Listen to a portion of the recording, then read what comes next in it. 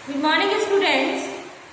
आज हम पढ़ेंगे अनेक शब्दों के लिए एक शब्द। इसके पहले हमने पर्यायवाची और विलोम शब्द पढ़ लिया था।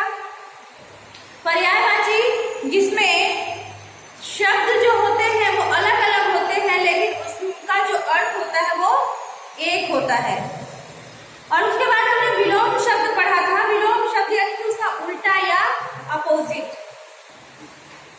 अब इसके बाद हम देख रहे हैं अनेक शब्दों के लिए एक शब्द, यानी कि कई शब्द या एक दो लाइन का उत्तर जो है एक ही शब्द में दे दिया जाए, वो अनेक शब्दों के लिए एक शब्द कहलाता है।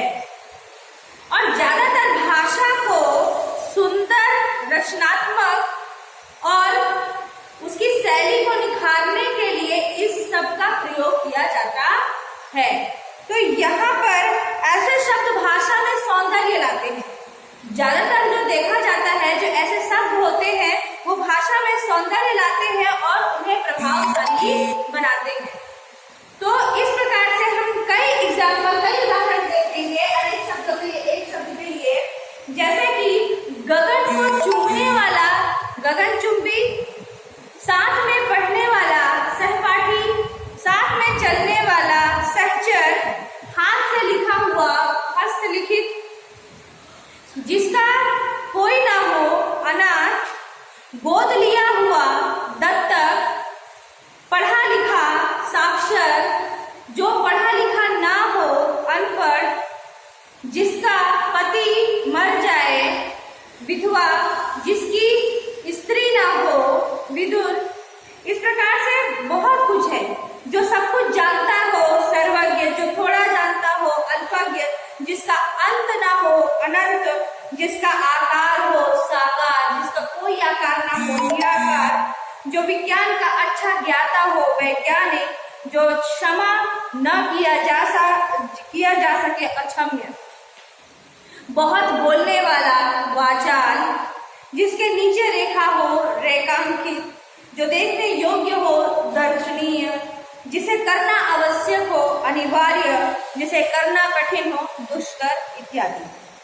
तो इस प्रकार हमने देखा कई शब्द को जब हम एक निश्चित या एक ही शब्द के आधार पर उसके उत्तर के रूप में जब लिख देते हैं, तो इससे हमारा समय भी बचता है और वो कई शब्दों को इकट्ठा करके एक निष्कर्ष में पहुंचाता है। उस छोटे से शब्द में वो सारे लंबे जो वाक्य होते हैं उनके अर्थों का समावेश होता है। तो वो क्या कहलाया आपका अनेक शब्दों के लिए एक शब्द, जो भाषा में सुंदरता लाता है और उसकी प्रभावशीलता को भी बढ़ाता है। अब हम आपके सामने देखेंगे दूसरा जो है अनेकार्थक। अनेकार्थक, इसको हमने देखा अनेक शब्दों के लिए एक शब्द, लेकिन कई शब्द है उसका एक उत्तर हमने निकाला, एक शब्द क्या था। दूसरा हमने देखा अनेकार्थक शब्द। अनेकार्थक यानी कि अनेक अर्थक, यानी एक शब्द के अनेक अर्थ। आपके सामने एक शब्द दिया होगा, लेकिन जो उसके अर्थ होंगे वो अलग अलग होंगे। जैसे कि पीतांबर।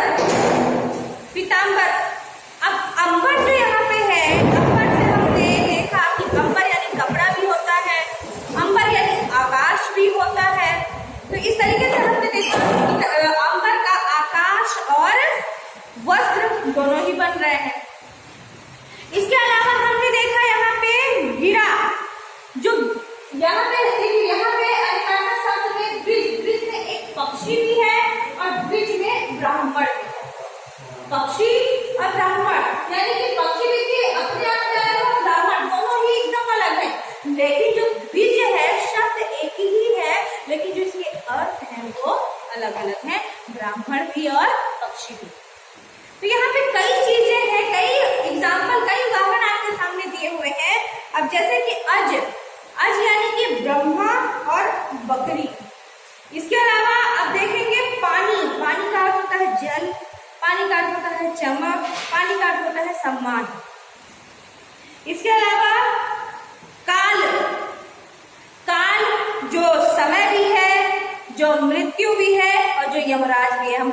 किसका काल आ गया, यमराज आ गया, किसका काल आ गया, मरण आ गया, है ना, मृत्यु हो गई। काल समय के आधार पर कि किस काल में हुआ। इसके अलावा आप देखिए कुल, कुल यानी कि पूरा होता है, तो कुल एक पूरा, एक वंश, और इसका कुल जो जोड़, तो देखिए तीन तीन अर्थ निकल रहा है, कुल का, वंश, जोड़ और पूरा। इसके अलावा पद, एक तो पांव भी होता है, पैर, और दूसरा होता है उपाधि, और एक होता है भाग। पांव, पद, भाग या उपाधि। इसके अलावा शून्य, निर्जन, आकाश, ब्रह्म। भाग, कौन सा भाग है, कौन सा हिस्सा, कौन सा अंश या भाग, इसका अर्थ दौड़ने से भी लिया जाता है। इसके अलावा घट, घट का घड़ा, कम, हृदय, चोर, वस्त्र, रेखा, चीरना। तट, किनारा, प्रदेश, खेत, द्विज, पक्षी, ब्राह्मण और चंद्रमा। हमने तो लिखा ही हुआ है कि द्विज का होता है पक्षी, ब्राह्मण और एक होता है चंद्रमा। तो इस प्रकार हमने देखा कि जहां पर एक शब्द के अनेक अर्थ निकले वो अनेकार्थक शब्द कहलाते हैं। अब इसके बाद हम देखेंगे श्रुति सम भिन्नार्थक। श्रुति सम भिन्नार्थक। श्रुति यानी सुनना, श्रुति सुनना, सम यानी एक समान, भिन्नार्थक यानी भिन्न, अर्थक अर्थ वाले।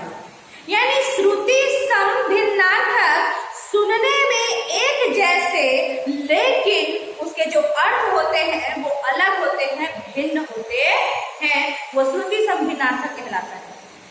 अब श्रुति सम भिन्नार्थक में कई ऐसे शब्द हैं जो हमको सुनने में एक जैसे लगते हैं, एक समान लगते हैं, लेकिन जो उसका अर्थ होता है वो भिन्न भिन्न होता है।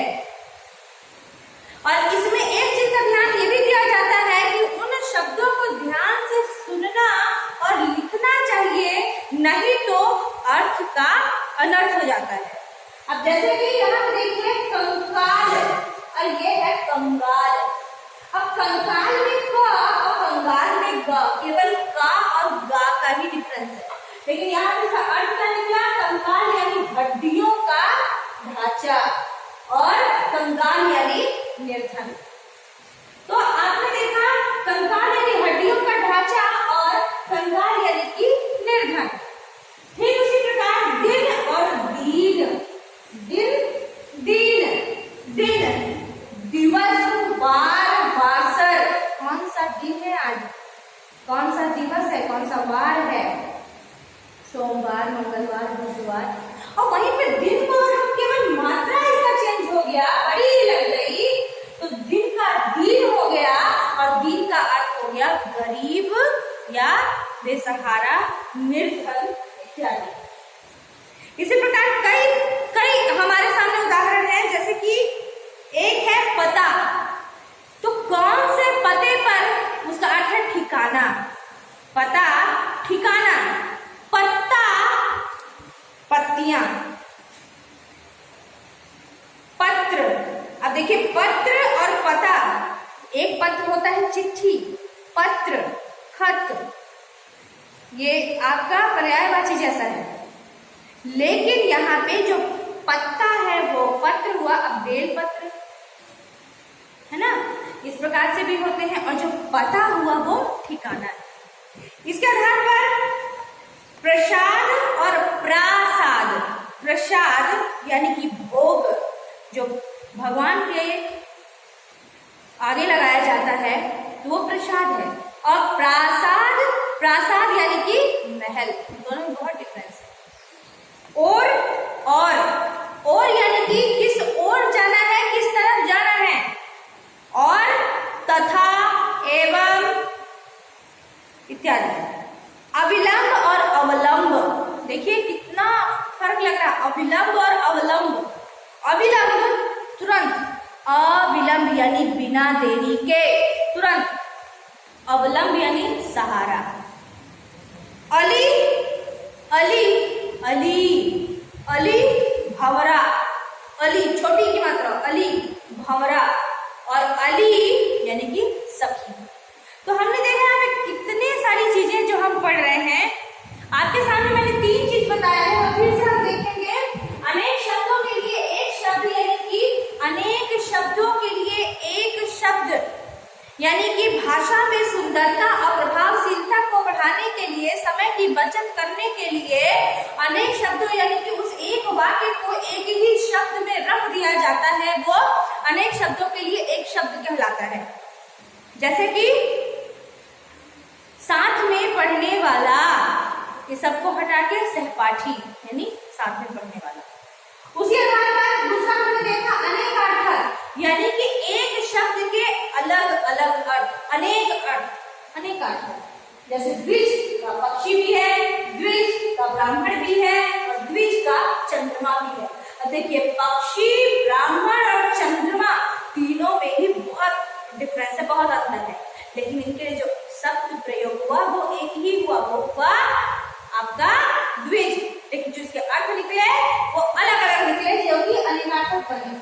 उसके बाद हमने देखा श्रुति सम भिन्नार्थक, सुनने में एक जैसे लेकिन जो इनके अर्थ होते हैं उनमें भिन्नता पाई जाती है, उनमें भेद पाए जाते हैं। जैसे कि कंकाल कंगाल, दिन दीन, पता पत्ता। कंकाल हड्डियों का ढांचा, कंगाल निर्धन या गरीब, दिन और दिन, दिन दिवस वार बासर, और दिन यानी कि गरीब या लाचार। तो इस प्रकार से हमने देखा कि आपके सामने हमने 3 पढ़ा, अनेक शब्दों के लिए एक शब्द, अनेकार्थक और श्रुति सम भिन्नार्थक। आई होप ये चैप्टर आपको समझ में आ गया होगा। जो नहीं समझ में आएगा आप मुझसे एकदम से पूछेंगे कि इसका क्या अर्थ है। Thank you.